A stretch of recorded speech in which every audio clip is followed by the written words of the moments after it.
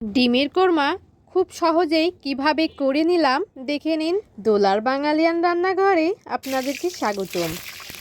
ডিমটা আমি ভেজে নিচ্ছি। ডিমটা সুন্দর করে ভেজে নিতে হবে, বেশি লালচে করা যাবে না। বেশি লালচে করলে ভালো লাগবে না ডিমের কোরমা দেখতে। ভাজা হয়ে গেল, তেল ঝরিয়ে ডিমটা তুলে নিলাম। ওই তেলে দিয়ে দিলাম জিরে, তেজপাতা, পেঁয়াজ ও রসুন বাটা, নিয়ে নিলাম শুকনো মরিচের গুঁড়া, নিয়ে নিলাম আদা, জিরে বাটা।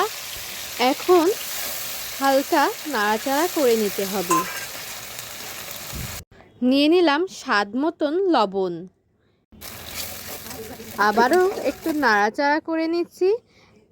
দারচিনি এবং এলাচ নিয়ে নিলাম। আমি কালো এলাচটা নিয়ে নিয়েছি। আবারও নাড়াচাড়া করে মশলাটা সুন্দর করে ভেজে নিচ্ছি। দেখুন কতটা সুন্দর ভাজা হয়েছে। এখন নিয়ে নিচ্ছি টমেটো সস। আমি বাসায় টমেটো সস বানিয়েছিলাম, সেটা নিয়ে নিলাম। টক দই পরিবর্তে নিয়ে নিয়েছি লেবুর রস এবং সামান্য কিছু কাঁচামরিচ নিয়ে আবারও নাড়াচাড়া করে নিয়ে নিচ্ছি ডিমগুলা। এখন ডিমগুলা দিয়ে ভালো করে কষিয়ে নিলাম। কষানো যখনই হয়ে যাবে তখনই নিয়ে নিয়েছি দুধ।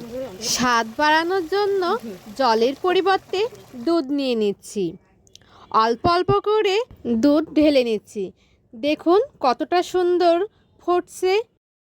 যখনই ডিমের কোরমা টকবক করে ফুটছে তখনই নিয়ে নিয়েছি চিনি। আপনারা যদি মিষ্টি খেতে না পছন্দ করেন তাহলে স্কিপ করতে পারেন।